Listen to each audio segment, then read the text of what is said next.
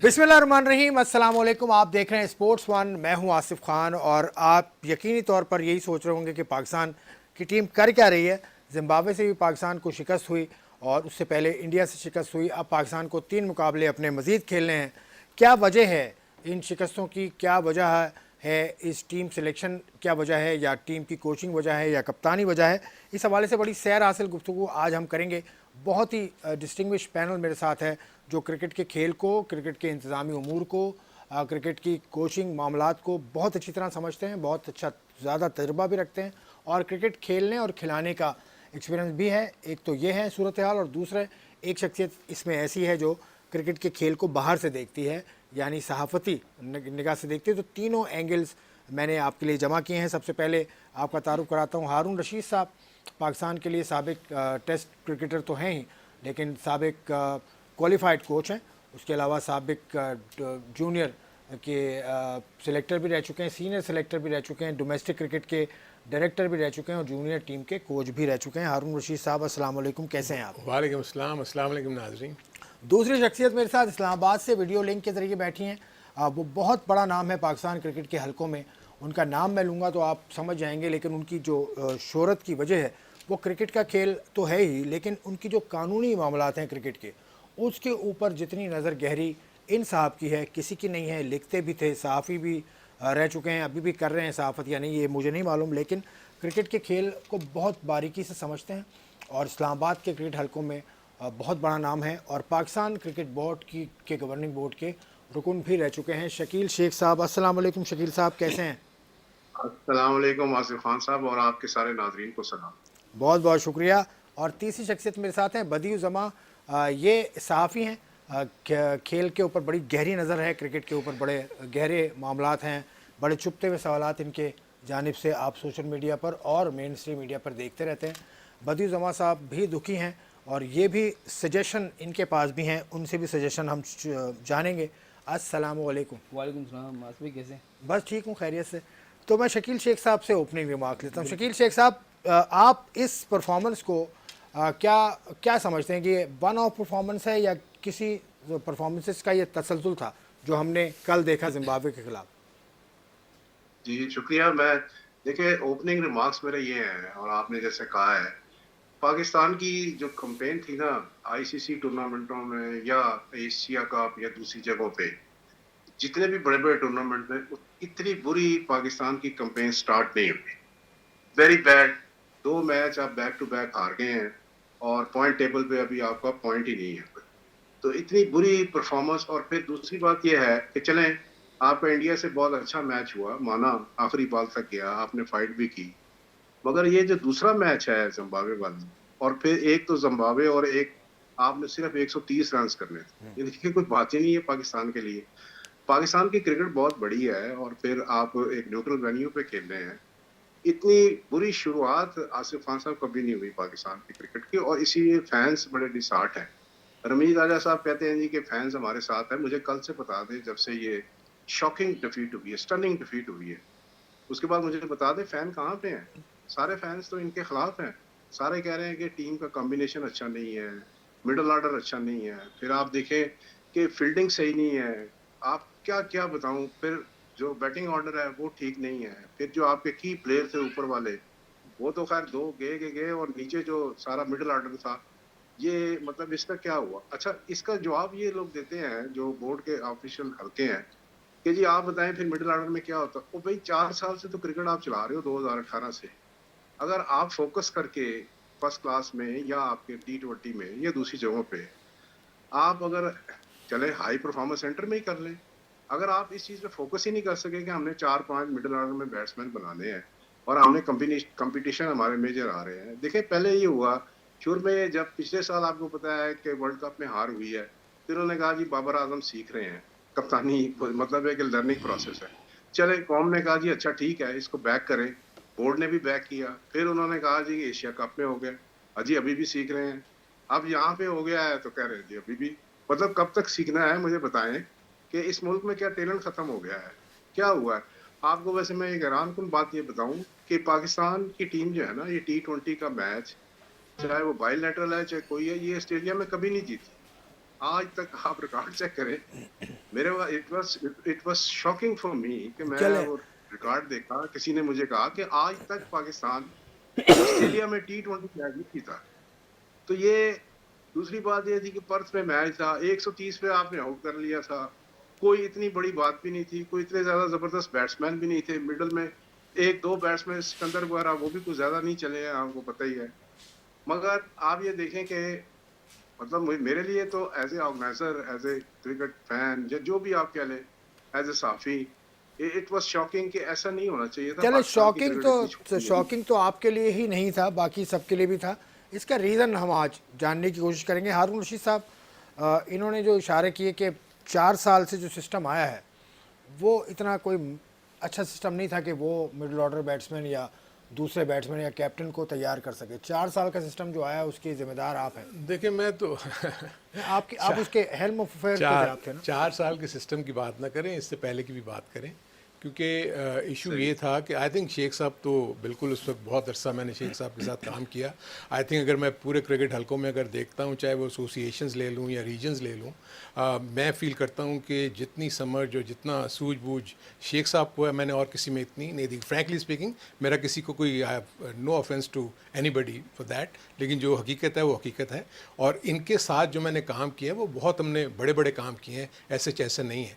ये भी सिस्टम की बात कर रहे हैं ना, शेख साहब को भी याद होगा कि इनफैक्ट ये सिस्टम की बात तो हमने नजम सेठी साहब के दौर में ही शुरू कर दी। हाँ बिल्कुल, कराची ठीक है, में उन्होंने आके इट्स नॉट दैट शेख साहब उसके हमारे साथ बैठ के हमने पूरा एक प्लान बनाया था। और आपको मैं शेख साहब का पहला कमेंट बताऊं, जब वो प्लान, क्योंकि मैं उस वक्त हेड कर रहा था एनसीए को, उस वक्त मैं डोमेस्टिक क्रिकेट में नहीं था। तो सेठी साहब ने मुझे टास्क दिया था कि यार तुम मुझे बताओ, इमरान ये बात कहता रहता है कि यार ये रीजन बेस्ड होना चाहिए और ये इसको किस तरीके से हम वो कर सकते हैं। तो मैंने वो प्रोग्राम जब बना के दिया था, तो शेख साहब से जब सेठी साहब ने पूछा था, तो शेख साहब ने वो प्रोग्राम पढ़ने के बाद कहा था, सेठी साहब मेरी गट फीलिंग है कि ये हो सकता है लेकिन ये होगा नहीं, क्योंकि उनको वो इंट्रिकेसीज पता थी कि क्योंकि रीजन्स और डिपार्टमेंट्स जो है वो मिलके काम नहीं करना चाहते थे, जो अल्टीमेटली बाद में ये प्रूव हुआ। और जिसकी वजह से हम जो बात कर रहे थे, हम तो वो बात कर रहे थे जिसमें रीजन्स के साथ साथ आपके डिपार्टमेंट की टीमें मिलके उस रीजन को और मजबूत करती, और रीजन का रोल होता कि वो ज़्यादा क्रिकेट को डेवलप करती और डिपार्टमेंट उनको सपोर्ट कर दे इन टर्म्स ऑफ ऑपरेशंस। यानी इस वक्त प्रॉब्लम ये हो रही थी कि डोमेस्टिक क्रिकेट में हमारे पास जितने भी रीजन्स थे वो सिर्फ प्रेसिडेंट और सेक्रेटरी के ऊपर मरूने मिन्नत थे। उनके पास कोई ऑप्स डिपार्टमेंट नहीं थे, इसलिए कि उनके पास फंड्स नहीं थे, कैपेसिटी नहीं थी उनके पास। तो वो चीज़ तो थी, लेकिन इसके लिए कोई मानने के लिए तैयार नहीं था, ना डिपार्टमेंट्स ना रीजन्स ऑब्वियसली। तो इसकी वजह से वो सिलसिला वहाँ शन हो गया, क्योंकि बाद में जाके उस ज़माने के जो प्राइम मिनिस्टर नवाज शरीफ साहब थे, उनको ये बताया गया कि जी जॉब चली जाएंगी, ये होगा फलाना होगा, तो उसको वहीं पर ख़त्म कर दिया। लेकिन ऑब्वियसली इमरान जो थे वो उतने अरसे से ये बातें कहते चले आ रहे थे कि जी हमने 6 टीमों का कॉन्सेप्ट लाना है, ये करना है, वो करना है। सबसे बड़ा प्रॉब्लम ये हुआ कि जो इमरान के पास लोग जाके गुफ्तगू करते थे वो क्रिकेटर्स नहीं थे, यानी एहसान मानी खुद उनसे मीटिंग करके आ जाते थे, हमें लेके नहीं जाते थे। तो इमरान को तो बताने के लिए तो ये चाहिए था ना कि जो पाकिस्तान का सिस्टम है वो दूसरे अंदाज में चलता है। ऑस्ट्रेलिया का सिस्टम 200 साल पुराना सिस्टम है, आपको उसको स्लोली एंड ग्रेजुअली किसी चीज़ को आप लेके चलेंगे। बहरहाल वो तो आप छोड़ दें, लेकिन इस वक्त हम क्योंकि पाकिस्तान क्रिकेट की बात कर रहे हैं, आप ये देखेंगे ऑस्ट्रेलिया की इन्होंने जब भी बात की, शेख साहब ने बिल्कुल ठीक की। मैं खुद भी पार्ट रहा हूँ और ऑस्ट्रेलिया में खेला हुआ हूँ। पाकिस्तान की कौन सी टीम ऐसी है जो ऑस्ट्रेलियन कंडीशन में जाके हम मुझे बताते कभी अच्छा परफॉर्म, हम 126 भी चेज़ नहीं कर सके। तो मेरे अपने नज़दीक पाकिस्तान के पास स्किल्स का जो वो फैक्टर है ना, आप लो बाउंस पिचेस के ऊपर जहाँ पर नी हाइट पे बॉलें आती हैं, एंकल हाइट पे बॉलें आती हैं, आप उसको थ्रू आउट ड्राइव करके इधर उधर जो खेल लेते हैं, जहाँ ज़रा से एक्स्ट्रा बाउंस होगा उठा के देख लें, पाकिस्तान कभी भी वहाँ कामयाब नहीं हुआ। पाकिस्तान की पिचेस के ऊपर इंग्लैंड के बॉलर्स जो ये साथ खेलने आए थे, उन्होंने बाउंसर करके इनको आउट कर लिया। सो पाकिस्तान को ये सोच लेना चाहिए कि पाकिस्तान के पास स्किल्स का वो लेवल जो है वो ऐसी कंट्रीज़ में जहाँ पर बाउंसी ट्रैक्स हैं, जहाँ पर बहुत सारी जो ऑपोजिशन भी तो सारी तैयार हो गई आती है ना। सो इसलिए नहीं, मेरा सिर्फ पॉइंट वो ये था कि आप जब तक अपने मुल्क के डोमेस्टिक के स्ट्रक्चर को, आप मुझे बताएं क्या तैयब तार रन्स नहीं कर रहा? क्या इसके अलावा और दूसरे प्लेयर्स जो हैं वो रन्स नहीं कर रहे? पिछले 2 साल से क्या फरहान रन्स नहीं कर रहे? ये लोग सब वो मिडल ऑर्डर बैट्समैन थे जो रन्स कर रहे थे। आपने कभी उनको अपने उसमें लेकर आए अपने कैंप में? जो अच्छे प्लेयर्स हैं उनको जो आप लेकर ही नहीं आएंगे, अगर आप उन्हीं पे इन्हिसार करते रहेंगे जो आपके पास आज चल रहे हैं और आप समझते हैं कि वही सबसे अच्छे हैं, सो जब आपकी ये सोच होगी तो आप कभी भी आगे चले नहीं जा सकते। अरुण भाई ने बात की बाउंसी ट्रैक्स की, मुझे 2 बाउंसी ट्रैक्स तो पाकिस्तान में पता है। एक तो डायमंड क्रिकेट ग्राउंड है जिसपे आप भी खेले हैं, मैं भी खेला हूँ, शकील शेख साहब उसको ग्राउंड को जानते हैं, और एक बुकटी स्टेडियम कोयटा। बिल्कुल दोनों का बाउंस बहुत अच्छा है, दोनों को इस्तेमाल नहीं किया गया आपके डोमेस्टिक सीजन में। मैं आसिफ भाई याद होगा जब हम डायमंड क्रिकेट ग्राउंड पे गए थे तो वहाँ हम तो एक ऐसे ही मैच खेलने के लिए गए थे, तो वहाँ मैं देख रहा था कि जो बिल्कुल 120-125 की स्पीड से जो लड़के गेंद कर रहे थे कहाँ आ रहा था। तो मेरे ख्याल में वहाँ पर शकील शेख साहब ने अपना टाइम दिया, वहाँ पर वक्त दिया, वहाँ उन्होंने पिचेस पे काम किया, तो वहाँ जो है वो इनकी पिचेस अच्छी बनी। बुकटी ग्राउंड में भी ऐसा ही है कि वहाँ पर काम किया गया, लेकिन हमारा पाकिस्तान क्रिकेट बोर्ड जो है वो इस तरफ देखता नहीं है। और जहाँ तक डोमेस्टिक क्रिकेट की बात कर रहे हैं ना, जब इमरान खान ने कहा था कि 6 टीमें खेलेंगी तो एक मीटिंग पाकिस्तान क्रिकेट बोर्ड की हुई थी। अरुण भाई को भी याद होगा कि इस मीटिंग में ये कहा गया था कि डोमेस्टिक क्रिकेट जो 6 टीमों की बन रही है इसमें 26 से 32 साल का लड़का जो होगा उसको हम ऊपर रखेंगे, ताकि 32 साल से ऊपर वाला जो लड़का होगा उसको हम अपने उसमें नहीं रखेंगे अपने फ्यूचर प्रोग्राम में, क्योंकि ये जो एज होती है इसी में हम किसी बैट्समैन को, बॉलर्स को या उसको तैयार कर सकते हैं। मुझे ये बताएं कि आज का जो आपके कायद-ए-आज़म ट्रॉफी में वो लड़का 26 साल से खेलता खेलता 35 साल का हो जाता है, उसको चांस नहीं मिलता रन्स करके, जब उसका टाइम खत्म हो जाता है तो उसको हम वहाँ ले आते हैं। ऐसी मिसाल आपकी ये फरहान है, उसको आप खिलाते हैं, रन्स भी करता रहा, साहबजादा फरहान तो रन्स भी करता रहा, बेंच में बैठाया फिर चला गया, उसने केपी की। मैं वही मैं कह रहा हूँ। इसी तरह कामरान गुलाम है, उसकी भी एज ऐसी ही चली जाएगी, 32 से ऊपर हो जाएगी तो फिर बोलेंगे आप ओवर एज हो गया, ये अब इसके काबिल नहीं है। तो मेरे ख्याल में आप जो बातें करते हैं उस बातों पर अमल नहीं करते। जब बातों पर अमल नहीं होगा, चाहे वो अरुण भाई आ जाएं, शकील साहब आ जाएं, देखिए जो भी क्रिकेट बोर्ड में आया उसको वादे तो बहुत किए, हम ये कर देंगे, हम वो कर देंगे, हम ये कर देंगे। अभी भी रमीज़ साहब आए ना, 13 से 14 महीने उनको हो गए। मुझे ये बता दें कि डोमेस्टिक क्रिकेट में सिर्फ और सिर्फ उन्होंने 2 पार्टियों से MOU साइन किया है, अब तक उन्होंने काम शुरू किया। मुझे ये बता दें कुछ MOUs तो कैंसिल भी हो गए ना, कैंसिल भी हो गए, और ड्रॉपिंग पिचेस जो आप बना ही नहीं सकते वहाँ का स्टेडियम, वो तो अलग चीज़ है। शकील शेख साहब आप आ जाएं डोमेस्टिक सिस्टम की तरफ जिस पे आपकी गहरी नज़र है। आप लोग एक ड्राइव भी चला रहे हैं to revive the departmental sports in the country, वो कहाँ तक पहुँची बात, और आपकी जो एक और ड्राइव है रमीज़ राजा साहब के खिलाफ वो कहाँ तक पहुँची? हाँ, ये दोनों बड़े देखें पॉलिटिकल क्वेश्चन है, और मैं एक दो बातें हारून साहब ने जो की हैं बड़ी पर्टिनेंट बातें हैं, मैं एग्री करता हूँ। हारून हमारे दोस्त भी हैं, भाई और सीनियर भी हैं, लेकिन यह है कि जो डिफीट वहाँ पे हुई है उसकी देखें ना, आप ये देख रहे हैं कि भाई पावर प्ले में आपने कितने स्कोर किए हैं और जिम्बाब्वे ने कितने किए हैं। फिर अनफिट आपने शहनशाह को खिला दिया, दूसरा रन लेते हुए मैंने क्लिप भी लगाया, अभी दूसरा रन लेते हुए उसे लिया ही नहीं जा रहा, भागा ही नहीं जा रहा। तो कहने का मतलब ये है कि आपकी जो टीम थी ना, आपने एक तो पहले सिलेक्शन सही नहीं की, अच्छा फिर जब आपने कंप्रोमाइज किया कि वसीम को ही कंटिन्यू करे तो उसने आगे कंप्रोमाइज दूसरे किए, फिर कप्तान ने ये 2-3 लड़के खिला दिए। तो जब आप हारून साहब, क्योंकि मैं इसलिए ये बात कर रहा हूँ आसिफ खान साहब कि हारून साहब चीफ सेक्रेटरी हैं, अगर ये एक लड़के पे कंप्रोमाइज कर जाए तो उसके पीछे फिर दूसरे का दोस्त तीसरा।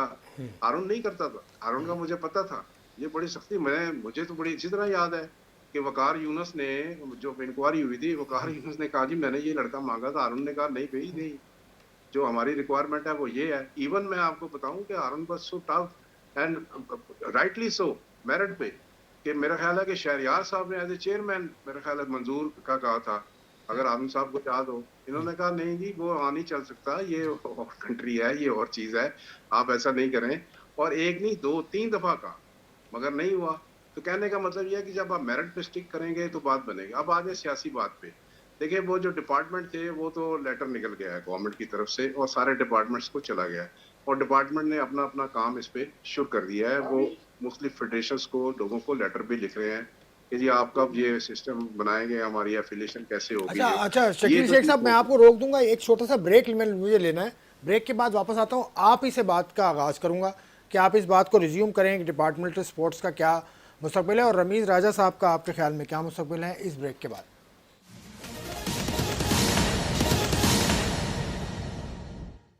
Welcome back to sports one. Badi Zama साहब मेरे साथ हैं, हारून रशीद साहब मेरे साथ हैं, शकील शेख साहब मेरे साथ हैं। शकील शेख साहब की तरफ मैं वापस जाऊंगा, उनसे बात मुकम्मल करते हैं कि डोमेस्टिक क्रिकेट के हवाले से तो उन्होंने बता दिया कि नोटिफिकेशन निकल चुका है। रमीज़ हसन राजा जिनके खिलाफ एक ड्राइव बनी हुई थी, वो अभी तक वहीं है। सर, आपकी ड्राइव में इतना कोई दमखम नज़र नहीं आ रहा है। नहीं, बड़ा काम है और ये तकरीबन सारा काम कंप्लीट हो चुका है। थोड़ा सा वेट इसलिए भी कर रहे थे कि चलें वर्ल्ड कप हो रहा है तो उसके बीच में ये नहीं होना चाहिए, देख लें उसका रिजल्ट भी देख लें एक बात। दूसरी बात ये है कि हमारी जो ड्राइव है काफ़ी सक्सेसफुल रही है, हमारी नहीं है। अब ये गवर्नमेंट के ऊपर लेवल पे भी सोच यही थी कि ये बोर्ड ने कोई अच्छा काम नहीं किया और सिस्टम ने भी नहीं किया। हमारी जो डिमांड थी, हमारी जो डिमांड है वो सिंपल सी है कि 2014 का कॉन्स्टिट्यूशन बहाल किया जाए। डिपार्टमेंट को, खास तौर पे बाकी डिपार्टमेंट का तो आसिफ आपको ज़्यादा पता होगा, लेकिन क्रिकेट के डिपार्टमेंट को उनका ड्यू राइट्स दिया जाए और उनको खेलने के मौके दिए जाए, क्योंकि आपका जो 6 टीम का पूल है। आवाज़ आपकी मिस कर गया हूँ मैं, शकील शेख आपने साहब। जैसे कहा है कि पूल भी आपने कई लड़कों को चांस भी नहीं दिए, लड़के अच्छे नहीं, खेले आप हैं। ज़रा अपनी बात वहाँ से मुकम्मल कीजिएगा। 6 टीमों का जो पूल है आप कह रहे थे, वो आप उससे जी, मुतमईन अच्छे नहीं है? लड़कों का जो पूल है ये काफी स्क्वीज कर गया, छोटा कर गया और फिर अच्छा। आप उन्हीं लड़कों पे रहते हैं। जैसे आलम साहब ने कहा कि लड़के तो नाम लेके आप बता सकते हैं कि कई लड़के अच्छे हैं, मगर आपने उनको चांस नहीं दिए, उनको कैंप में भी नहीं बुलाया, सेंटर कांटेक्ट में भी नहीं रखा, तो कई लड़के डिसहार्ट हो गए, तो फिर कई तो क्रिकेट ही छोड़ के चले गए। तो आपका जब पूल छोटा हो गया था, तो मेरा ख्याल है कि अगर अगर गवर्नमेंट ये फैसला करती है कि 2014 का कॉन्स्टिट्यूशन बहाल किया जाए, तो फिर ये मेरा ख्याल है कि रीजन की भी 8 टीमें शायद फर्स्ट क्लास हो जाएं और शायद 6, 7 या 8 डिपार्टमेंट भी हो जाए, तो फिर थोड़ा सा पूल बड़ा हो जाएगा, उससे काफी फायदा होगा। लेकिन बहरहाल डोमेस्टिक को रिवैम्प करने की जरूरत है। आपने 4 साल से इस सिस्टम को देख लिया, इस सिस्टम ने थ्रो नहीं किए। 14 के हालांकि कॉन्स्टिट्यूशन आसिफ में 14 के कॉन्स्टिट्यूशन में आसिफ 16 ये रीजन्स जो थे। लड़के थे, ये जितने लड़के खेल रहे हैं आप देख रहे हैं, ये हमारे उस दौर, आगम साहब उधर थे, हम थे, ये सारे बाबर आजम वगैरह, ये जितने शहनशाह अफरीदी, ये सारे लड़के उसी के हैं। आपने नया लड़का कौन सा लाया है? मुझे बता दें, कोई लड़का नया नहीं आया। वो इसलिए कि सिस्टम का फॉल्ट है। इवन अभी चेयरमैन ने ये कहा है कि जी मैं तो पूल बढ़ा रहा हूँ और मैंने पीजीएल कराई है ताकि पूल बड़ा हो जाए और पीजीएल से लड़के थ्रो अप होंगे, यानी ऊपर की तरफ जाएंगे T20 के। यानी वो खुद एक चीज बंदा एडमिट कर रहा है कि हमारा पूल ठीक नहीं है और मैं उसको, उसका बेस को बढ़ाने की कोशिश कर रहा हूँ और कोशिश कर रहा हूँ कि यंग लड़के नीचे से थ्रो अप करूं, एक अच्छा कंपटीशन कराऊं। हालांकि ये सिर्फ आप T20 और व्हाइट बॉल की बात कर रहे होंगे, चले आप वो भी कर लें, मगर देखें ना आसिफ खान साहब, सिंपल बात है कि जो बंदा क्रिकेट अच्छी खेलता है, उसका डिफेंस स्ट्रांग है और उसमें टैलेंट है, वो मेरे ख्याल में तो तीनों तरह की क्रिकेट खेल सकता है। अगर उसको पावर हिटिंग का मौका मिले, टाइम पे उसको जरूरत है तो वो कर लेता है, जिस तरह वनडे में भी कर लेता है, इस तरह वो फिर स्लो आराम से खेलने के लिए, एक बुकिश क्रिकेट खेलने के लिए फर्स्ट क्लास भी खेल सकता है। सवाल ये है कि आप में टैलेंट कितना है और लड़के में सेल्फ बिलीफ और आपने कितना उसको मौके दिए हैं। यहाँ तो ये हुआ है कि ये बहुत सारे लड़के, मैं आपको बताऊं कि ज्यादा पूरी क्रिकेट ही नहीं खेले, और क्या यार लंबी क्रिकेट खिलाएं, उनको खिलाएं। फिर कई लड़कों को ड्रॉप कर दिया गेंदबाजी में। बस मलिक की बात लोग कहते हैं कि मिडिल ऑर्डर में वो इतना बुरा तो नहीं है कि स्कोर ही नहीं करेगा। हमाद वसीम का लोग कहते हैं कि भाई वो आप 6 पहले पावर प्ले में तो आप बॉल अपने बॉलर से नहीं करवा रहे, नवाज से कहाँ करवा रहे हैं, ये कभी शायद करवा लें, वो भी एक ओवर करवा लें। तो ये कई चीजें जो है ना, टेक्निकल और स्ट्रेटेजिकल फ्लॉज हैं इसमें, जिसकी वजह से इस टीम ने, मेरा ख्याल है कि अब खैर सब सोच रहे हैं, बोर्ड वाले भी सोच रहे होंगे, गवर्नमेंट भी सोच रही है, आप लोग भी सोच रहे हैं, थिंक टैंक भी सोच रहे हैं। मेरा ख्याल है कि we need to bring a change in this system. देखिए, जैसे शेख साहब ने बात की ना, मैं आप बताऊं उसमें एक्चुअली जो शेख साहब ने भी जो 6 टीमों की बात की, मैं आपको बता दूंगी वो 6 टीमें हुई कैसे। इनफैक्ट शेख साहब को भी ये पता है कि हम जो हाइब्रिड सिस्टम लेके गए थे उसमें 8 डिपार्टमेंट की टीमें थी और 8 रीजन की टीमें थी, यानी कि कोई भी प्लेयर कम नहीं हो रहा था। सो 8 रीजन की टीमें और 8 डिपार्टमेंट की 16 टीमें, टीम्स। पूरे का पूरा हमारा जो जिसको कहना चाहिए जो प्लेयर्स थे वो सब उसमें समो जाते। और हमने कोशिश ये की थी कि फर्स्ट 11 और सेकंड 11 दे। देखें, एवरेज एज आपकी फर्स्ट क्लास क्रिकेट की 29 साल थी, जिसमें फिटनेस के इश्यूज थे। वापडा की डिपार्टमेंट की एवरेज एज 35 ईयर्स थी, किसी डिपार्टमेंट की एवरेज एज 32 ईयर्स थी। मैं फिटनेस की बात करूँ, देखिए एज इज़ नो प्रॉब्लम, मुझे उससे कोई इशू नहीं है अगर वो फिट नहीं है। सो मैंने जब शेख साहब को पूरी तरह पता है, हमने बहुत काम किया है मैंने और शेख साहब ने। शेख साहब तो मैं कहता हूँ कि मैं इनको ज़रूर दाद दूंगा इस बात की कि जो मैंने इनको रेकमेंड किया, इन्होंने उसको वो किया। हसन अली को सियालकोट नहीं खिलाता था, बाबर आजम को लाहौर नहीं खिलाता था, आप शेख साहब को, मैंने कहा कि शेख साहब इनको आप इस्लामाबाद से खिलाएं, आप भी दिल्ली को नहीं खिलाते थे, आप पूछें शेख साहब, और शेख साहब ने मेरी वो सारी बातें केपी मानी। ने नहीं खिलाया था। नहीं, मैं आप पूछे भी, शेख साहब सामने बैठे हैं कि मैं तो गलत कह रहा हूँ। नहीं, बात सही है, ठीक बिल्कुल सही है, लेकिन ये फिर सही बात। बदी उज़्ज़मा, तुम्हारे ख्याल में फिर रीज़न क्या है, कौन जिम्मेदार है? अब ये इतनी अच्छी अच्छी दोनों बातें कर रहे हैं तो जिम्मेदार तो कोई होगा। देखिए, असल होता ये है कि जब पाकिस्तान क्रिकेट बोर्ड में हारून रशीद साहब थे या शकील शेख साहब थे, नजम सेठी, शहरियार साहब का दौर आया, तो उस वक्त ये देखे एक प्लान बनाया गया था कि हम डोमेस्टिक सीज़न को जो हमारा स्ट्रक्चर है इसको आगे ऐसे लेकर जाएंगे। लेकिन जब भी नया बोर्ड आता है, आप देखें ना, जैसे ही हुकूमत चेंज हुई, नया बोर्ड आया, एहसान मानी साहब आए, वसीम खान आए, उन्होंने उस डोमेस्टिक को वहीं पे फेंका, वो बातें करने लग गए ऑस्ट्रेलिया की, न्यूजीलैंड की, इंग्लैंड की। नहीं, वो तो भाई, इमरान की वजह से, इमरान की वही, जब वो आए पैटर्न तो 4 की साल वजह तो हो गए ना, तो मैं वही आपसे कह रहा हूँ, जब उन्होंने इस तरह किया तो डोमेस्टिक आपको फिर अहमियत ही देनी। मैं आपको यूबीएल ग्राउंड में, मैं नेशनल बैंक ग्राउंड में, हम जितने नेशनल स्टेडियम में जितनी भी जगह हम पर गए, नेशनल बैंक ग्राउंड भी सही कहा आपने, उसका नाम यही हो गया है। मैं सुन, वो नाम भी अब नेशनल स्टेडियम हो गया है। तो कहने का मकसद ये है, वहाँ पर हम गए, मुझे किसी भी जगह कोई ऐसा जो है वो बंदा नज़र नहीं आया कि वो बैठ के खिलाड़ियों को देख रहा हो कि कौन बॉलर अच्छा है, कौन बैट्समैन अच्छा है, कौन फील्डर अच्छा है, कौन हमें मुस्तकबिल में काम दे सकता है, कौन नहीं दे सकता। ऐसी चीज़ें नहीं की गई। जब इनके दौर में मैं ये बात मानता हूँ कि हमें सेलेक्टर भी नज़र आते थे, वो जाके वो देख रहे होते थे कि यार की प्लेयर कैसा है, बैट्समैन कैसा है, बॉलर कैसा है। शकील साहब को भी मैंने देखा कई जगह पे। लेकिन मसला ये है कि हम जो है, जब भी नया कोई सिस्टम आता है, हम पुराने सिस्टम को ख़त्म कर देते हैं। तो इसी वजह से हमारा जो क्रिकेट है वहीं की वहीं खड़ी हुई है। जब एक सिस्टम को चलने देंगे तो वही होगा। जब मैंने पहले आपकी बात की थी कि 1500 या 2000 लड़कों में से जब 192 लड़के आप छोड़ेंगे तो टैलेंट कहाँ पर आएगा? आधे से ज़्यादा टैलेंट 4-5 पर्चियाँ होती हैं, 4-5 टैलेंट वाले होते हैं, 4-5 दोस्तियों वाले होते हैं। तो ये चीज़ें जब आ जाती हैं तो फिर पाकिस्तान टीम नहीं बन सकती। आपने अंडर 19 जूनियर लीग कराकर मुझे बताया क्या पा लिया?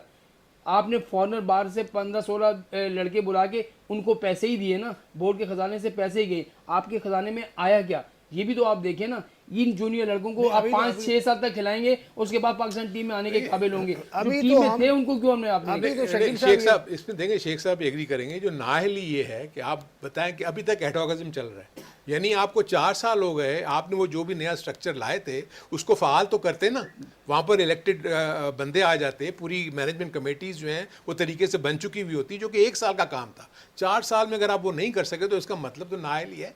अगर जो नया सिस्टम आप लाए हैं उसको पूरी तरह आप उसको फ़ाल ही नहीं कर सके तो मेरे अपने नज़दीक तो ये बहुत बड़ी नाकामी है। जल्दबाजी में लाया हुआ सिस्टम था, शकील शेख साहब ये कह रहे हैं, हारून रशीद साहब।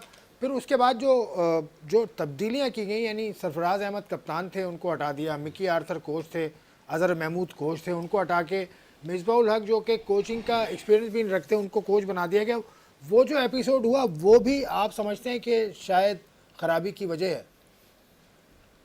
जी हाँ, ये बात ठीक है। नहीं, मुझे याद पड़ता है कि जब हमने हारून साहब को चीफ सेक्रेटरी लगाया था तो मैं ही क्रिकेट कमेटी का हेड था, और एक बड़ी लंबी चौड़ी मैराथन मीटिंग हुई थी, चेयरमैन और नजम सेठी साहब और काफी सारे क्रिकेटर सुबान वगैरह थे। उसी मीटिंग में हमने सरफराज को भी कप्तान बनाया था। जहां हारून साहब को चीफ सेलेक्टर बनाया था तो फिर उनको भी बनाया था। मगर अनफॉर्चुनेटली बात के इवेंट ऐसे हुए हैं कि सरफराज को तो इन्होंने बिल्कुल ही डिस्कार्ड कर दिया, और जितनी चेंजेस इन्होंने की है ना वो इतनी फ्रूटफुल नहीं हुई, यानी वो डिलीवर नहीं कर सकी। मेरा कहने का मतलब ये है, जब आप डिलीवर नहीं करें तो या तो फिर आप कंटीजेंसी प्लान रखेंगे, उसको जल्दी से रिव्यू कर लें, रिविजिट कर लें कि हमसे ये काम नहीं हो रहा या ये मसला बन गया है तो हम इसको करें। अब देखो ना, मैं एक छोटी सी मिसाल, और इसमें मैं बहुत लिख रहा हूँ शहनशाह वाले पे। यार आप सीधा सीधा उमर रशीद और शान टैट को उस लड़के को दे दे, वो जो उससे करवाना चाहे करे, जो उसका रीऐप करना चाहे करें। उठा के पहले नीदरलैंड ले गए, फिर दुबई ले आए, फिर वो इंग्लैंड चले गए।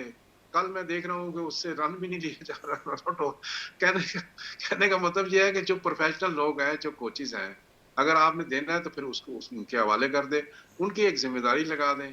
और फिर वो देखे ना, लेवल 4 के कोच भी हैं। अच्छा, शान टैट जो है वो मतलब दुनिया का बेहतरीन है, तो आप उनको हवाले करें, उन्होंने कहाँ से मेडिकल करवाना है। ये एक फोकस पे चलने हैं कि हम अपनी नौकरी बचा लें, हमने किसी तरह शहनशाह को खिलाना है, उससे विकेट दिलवानी है, एक आध मैच जिता देंगे, हमारी नौकरी बच जाए। देखिए, ये कॉम्प्रोमाइज अच्छे नहीं होते। आपने देख लिया है कल क्या हुआ, एक लड़का नहीं कई लड़के, अभी आप भी या मेरा ख्याल है दूसरे लोग कह रहे थे 3-3 4-4 लड़के जिस टीम के अनफिट हों, और मेरा ख्याल है 12 हाँ के 11 लड़के रह गए हैं, और फिर वो हार्ड ग्राउंड है। फिर आप देखें कि ऑस्ट्रेलिया में हारून साहब गए हैं कई दफा, मेरे पास जो रिपोर्ट आई है ये प्री सीजन है, अभी उनका सीजन नहीं शुरू हुआ, उनका सीजन है वो नवंबर में जाके शुरू होता है और जनवरी फरवरी में जाके कहीं पीक होती है। तो प्री सीजन में बारिशें भी होती हैं, आपको पता है कंडीशंस भी डिफरेंट हो जाती हैं। लोग ये कहते हैं मेलबोर्न में 3 सीजन एक ही दिन में आ जाते हैं, बारिश भी हो जाती है, धूप भी तेज लग जाती है, सर्दी भी हो, तो आपको ना ये कंपटीशन लोडिंग या कंपटीशन में जाने के लिए ना सारी चीजों की प्रिपरेशन करनी आपने नहीं की।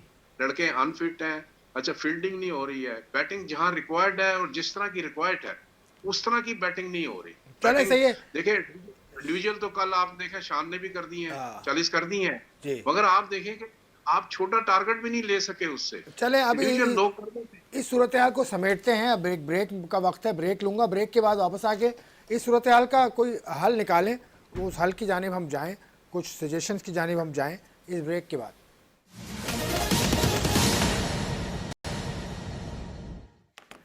प्रोग्राम में एक मरतबा फिर खुशामदीद। बात हो रही है पाकिस्तान क्रिकेट में जो सिस्टम के अंदर बिगाड़ पैदा हुआ है उसको किस तरह से दूर किया जाए। अब दूर करने के लिए हारून भाई इसी सिस्टम को चलाएं या इसमें कुछ तब्दीली करें, क्या करें? देखिए जी, मेरा तो फार्म ओपिनियन ये है कि इनफैक्ट जो कि मेरा ख्याल है शेख साहब को भी मैंने बहुत मरतबा इनसे मेरी डिस्कशन हुई है, मेरे नज़दीक मिक्स एंड मैच सिस्टम होगा तब तो ठीक रहेगा। अगर डिपार्टमेंट के प्लेयर्स डिपार्टमेंट से भी खेलेंगे, डिपार्टमेंट के प्लेयर्स रीजन से भी खेलेंगे, तो मेरे नज़दीक वो दूररस नहीं होगा। सो सम और द अदर जो कॉम्प्रोमाइजिंग ये होना चाहिए कि इन दोनों को मिलके मैनेजमेंट कमेटी, यस डिबेट ये हो सकती है कि who will rule that management committee, क्योंकि इलेक्टेड लोग जो हैं वो चाहते हैं कि उनको थोड़ी सी वो प्रोमिनेंस मिलनी चाहिए। ऑब्वियसली वो सारा वक्त सब वो कर रहे होते हैं। क्योंकि मैं डिपार्टमेंट के इश्यूज़ आपको थोड़े से बताऊँ वो क्या हैं। डिपार्टमेंट के यहाँ कभी ऑफ सीज़न प्रोग्राम नहीं होता ट्रेनिंग का, ना उनका प्री सीज़न ट्रेनिंग प्रोग्राम होता है। टूर्नामेंट से 3 दिन पहले उनकी टीमें जमा होती हैं और वो खेलती हैं और बाकी 9 महीने वो कुछ भी नहीं करते। वेयर एज जो रीजन्स हैं वो पूरा साल काम करते हैं, वो क्लब क्रिकेट भी चलाते हैं, वो आपकी अपनी डिस्ट्रिक्ट क्रिकेट भी चलाते हैं। तो इसलिए उनको मजबूत करने के लिए उनकी प्रोमिनेंस हो और ये लोग आगे इसको सपोर्ट करें, क्योंकि फाइनेंशियल सपोर्ट चाहिए। फाइनेंशियल नंबर ऑफ टीम मैं फील करता हूँ कि 8 फर्स्ट 11 जो कि 8 टॉप रीजन्स हैं और 8 के टॉप रीजन्स और 8 के टॉप डिपार्टमेंट्स, वो आपकी फर्स्ट क्लास के 2 टियर बने और उसके बाद जो सेकंड टियर है वो आपका सेकंड 11 बन जाए, जो नीचे 8 डिपार्टमेंट और हैं और जो 8 रीजन्स और हैं। वो मिलके उनमें कोचेस का मयार जो है वो तो ऑब्वियसली सारा खुद हो जाएगा। देखें ये वो क्रिकेटर्स हैं जिनकी जॉब्स ऑटोमेटिकली क्रिकेट फील्ड में ही रहेंगी। जब डिपार्टमेंट में लोग क्यों प्रोलॉन्ग करते हैं, इसलिए कि वो अगर डिपार्टमेंट की टीम को छोड़ेंगे तो उनको काम करने के लिए कहते हैं और उसके वो काबिल नहीं होते। सो ये इश्यूज़ हैं जो को सीरियसली सोचना पड़ेगा, क्योंकि हम यही करते हैं कि जहाँ डिबेकल होता है देखते हैं डोमेस्टिक को, अरे यार डिपार्टमेंट और रीजन अलग अलग खेल रहे हैं, इनको मिला के खिला दो।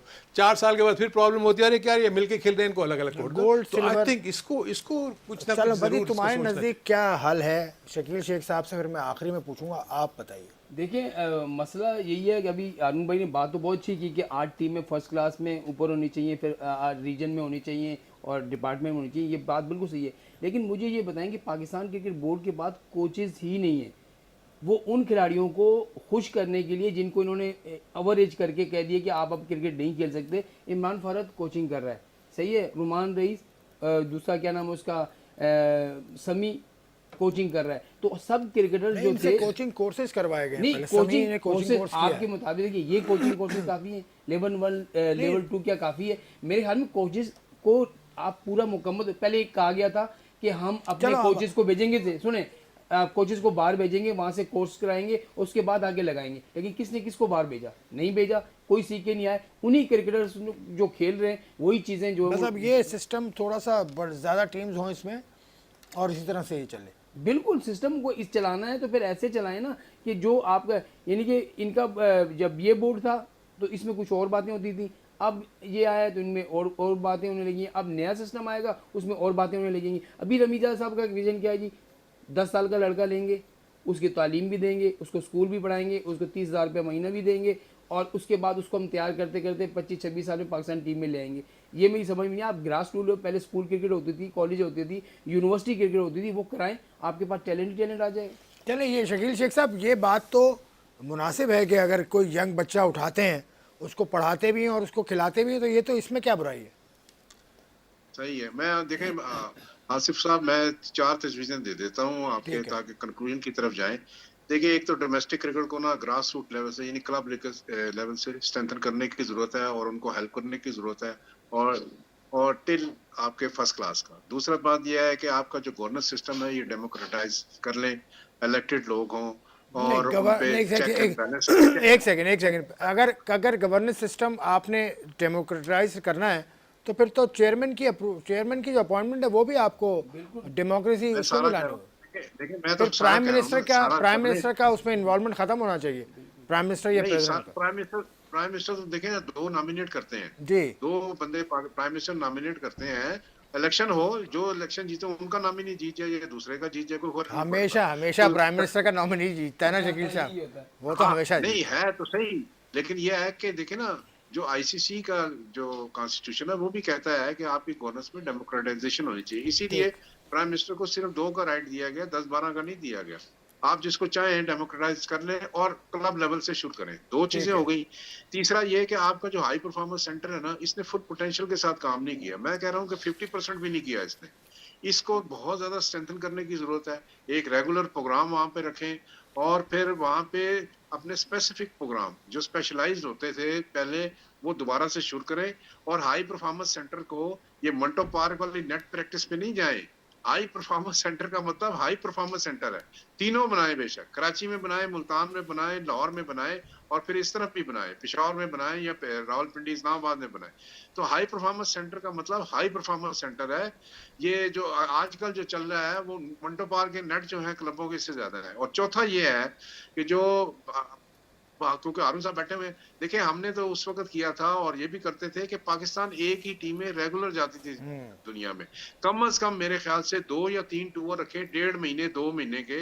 आप पूरी पूरी सीरीज रखें, उसमें 4 डे भी शामिल करें, उसमें 1 डे भी, और T20 भी शामिल करें। ये तो फिनोमेना ही उड़ गया है कि पाकिस्तान, ये आपने कब से सुनी है आसिफ खान, कितना अरसा हो गया है। अगर आप ऑस्ट्रेलिया में भेजें 2 महीने के लिए, एक टूर भेजें पाकिस्तान एक, और फिर ऑस्ट्रेलियन भी यहाँ पे आए, इस तरह साउथ अफ्रीका या इंग्लैंड में जाए, तो आप देखें कि डोमेस्टिक के जो परफॉर्मर होंगे अच्छे, आप उनको लेके जाएंगे और वो शाइन होते चले जाएंगे। उनका टैलेंट जो है ना वो स्ट्रेंथन होता चला जाएगा और पाकिस्तान के लिए बड़ा फायदा होता जाए। इन्होंने ये चल मेरी आपके प्रोग्राम में ये 4 तजवीजें हैं। अगर ये 4 इसको करेंगे और नीयत को साफ रखें जी, कंप्रोमाइज नहीं करें, एक दूसरे की यारी दोस्ती और फायदे के लिए नहीं सोचें, मेरिट पे चले, इंशाल्लाह पाकिस्तान की क्रिकेट बड़ी है। झटके तो आते हैं, लेकिन फिर उनसे जो कौमें हैं वो सीखती भी हैं। इसलिए आप सीखना चाहिए और एक अच्छे सिस्टम की तरफ आना चाहिए। बहुत ये जो बहुत शुक्रिया। इन्होंने हाँ। बात की ना, इससे थोड़ा ऐड कर दूं कि एग्जैक्टली यही प्लान, जब मैं चेयरमैन सिलेक्शन कमेटी था तो हर दफ़ा यही मैं रिकमेंड करता था कि जिस जगह हमारा टूर है ना, वहाँ से 2 से 3 महीने पहले हमारी ए टीम वहाँ होनी चाहिए। इंडिया यही करता है, अभी भी करता है। मैं एक बात कर रहा हूँ ना, ऑस्ट्रेलिया लेकिन में implement- होता है, या वेस्ट देखिए, इंडीज में उसमें एक होती है, इशू ये भी, उनकी जूनियर उसमें टीम एक होती इशू है। ये भी आ गया था कि बाहर के ममालिक ना 5-5 साल के अपने प्लान्स बना लिए हुए होते हैं। जब हमने उनको अप्रोच किया तो उनमें विंडो नहीं मिल रही थी। सो ये बात बिल्कुल सही करें। देखिए, ए टीम डेफिनेटली आपका बहुत इंपॉर्टेंट रोल प्ले करती है, और इससे पहले भी ए टीम से प्लेयर्स निकल के ऊपर जाते रहे। आसिफ भाई, ए टीम का रवाज अब हमारे यहाँ ख़त्म हो गया, क्योंकि हमारे पास एक चीज़ आ गई है ना, पीएसएल थी, अब जूनियर लीग आ गई। हम इसी में से लड़के उठाते हैं, इसी को वो खिला के लेके चले जाते हैं। वो चीज़ें ए बी सी टीम वाली जो हम पहले भेजा करते थे वो ख़त्म हो गई हैं। पहले आपको मालूम है कितनी टीमें जाया करती थी, बाहर भी जाती थी, वहाँ से टीमें भी आती थी। वो चीज़ अब इन्होंने ख़त्म कर दी है। पीएसएल को क्राइटेरिया बना दिया है, उसी से लड़का उठाओ, उसी को T20 खिलाओ, उसी को टेस्ट खिलाओ, उसी को वनडे जी खिलाओ। शकील शेख साहब, ये जूनियर लीग अभी शुरू हुई है, इसके पीछे रमीज राजा साहब का एक विजन है, इसको कैसा देखते हैं आप? अभी जो अंडर 19 देखिए मैं तो इसका बड़ा क्रिटिक हूँ, ठीक है। अच्छा। मैं तो कहता हूँ कि जो बच्चों के लेवल पे है, अंडर 16, अंडर 17, पहले आप उनको ना टेक्निकली स्ट्रॉन्ग करें, उनका डिफेंस स्ट्रॉन्ग करें, क्रिकेट का उनको समझ लाए। शेख साहब, वो और अभी प्रोग्राम ही शुरू बंद किया कर नहीं, दिया शुरू इन्होंने। किया नहीं है, शेख साहब, शुरू वो किया अंडर नहीं है। 16 और वाला आप प्रोग्राम ही बंद कर दिया। हाँ, हाँ, वो बंद कर दिया, अभी शुरू किया नहीं है बच्चों ने, और आपने उनको लगा दिया पावर हिटिंग पे, पैसे पे और इन चीजों पे लगा दिया। आपको इतने अच्छे क्रिकेटर नहीं मिलेंगे। T20 के हो सकता है 2-4 पावर हिटर आपको मिल जाए। और रमीज राजा की तो नियत यह है कि इसको स्पीड अप कर दे। पीजीएल के जो लड़के हैं उनको फौरी तौर पे पीएसएल में ले जाओ, पीएसएल से पाकिस्तान में ले आए। अब ये क्रिकेट ऐसे नहीं है भाई, ये सबक से आराम से खेलने की शेख है साहब, मेरे ख्याल से। Sorry ये to- मॉडल ठीक नहीं है। Sorry to interrupt you ji, Sheikh sir. साहब, मैं आपको 2007 की वो बात याद दिलाना चाहता हूँ जिसमें इस्लामाबाद जी, अंडर जी। 19 और एनसीए कोर्ट्स ने फाइनल खेला था, इफ यू रिमेंबर। बिल्कुल, हाँ। बाबर आजम एनसीए से आया था, जी याद है जी आपको? जी जी बिल्कुल। तो वही तो लेवल था जहाँ से हम प्लेयर्स को ग्रूम करके और ऊपर लेके आते थे। बिल्कुल ठीक, बिल्कुल ठीक। ये तो दोनों बड़े अच्छे दोस्त लग रहे हैं बदी।